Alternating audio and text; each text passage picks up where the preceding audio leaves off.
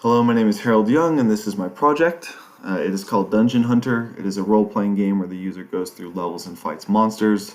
The object of the game is to go as far as you can, as the amount of dungeon floors is infinite. I'll be walking through some of the text writing and explaining the game as it goes. So here the seer is asking for the user's character name. So I'll just put the character name as my own. Now you can see that the seer is explaining the three main stat types. Health being the amount of health that the character has, defense being the amount of damage that the character can mitigate, and strength being the amount of damage that the character can do. As you can see, these are the base stats. And the seer is mentioning that he is disappointed with the stats that he is seeing, so he is allocating a free level to the user.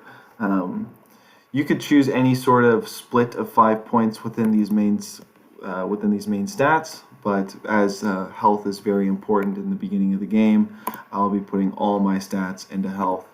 And as you can see, we could have changed our mind if we would have liked to change it to something else. So now the dungeon, or the seer, is explaining what the dungeon layout is going to be. So when you see an asterisk, that would be areas of the dungeon that have not yet been explored, a plus symbol being the character's current location, and the minus symbol being areas that have been explored. The ways to move throughout the dungeon are through the keys of U, D, L, and R. Now these dungeon maps are randomized, as well as the amount of monsters and their locations within the map. We got pretty lucky and found a monster right off the bat. So when a monster fight is initiated, you will be able to see the amount of health that the character and monster have, the level of the monster, as well as a minimum roll for either the user or the monster to roll above to have a successful attack. Now, after the monster or user, well, let's just say first, after the monster has died, right, there is a 20% chance of an item being dropped. There are 5 different items within the game. There is a sword, a ring, a chest piece, boots, or gloves.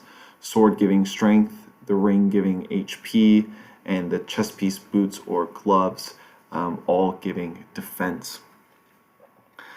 As you can see, we have defeated the monster and gained experience.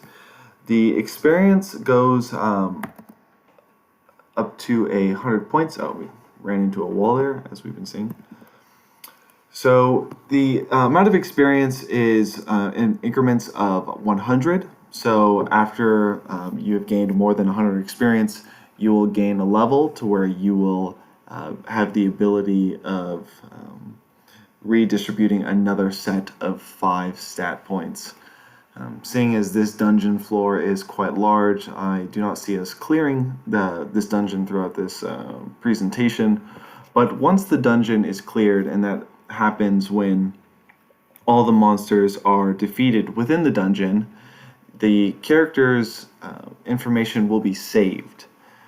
And then after the character's information is saved, the character will spawn in a random location within a dungeon of varying size, where the size is constantly increasing based on the floor level, and they will spawn in a random location as well. And based on the floor, the items that drop on the floor get more and more powerful. So if we are lucky to see an item drop in this presentation, you'll see, because we're on floor 0 and the character's starting equipment level is 0, the character will actually drop the equipment. But as the equipment gets higher than what the character already has equipped, then the character will equip it, and you will get a stat point to your character, depending on what the equipment is. So on the chance that the character dies, just because the stats have been slightly higher for this presentation for the character or user will be prompted with a message whether or not, if they would like to continue the game or exit the game. And if the character was to continue, the stats are all the same, the floor level is the same, but they will spawn on a different floor of the same level type and in a random location to where they have the chance of clearing the floor again. And that is it. Thank you.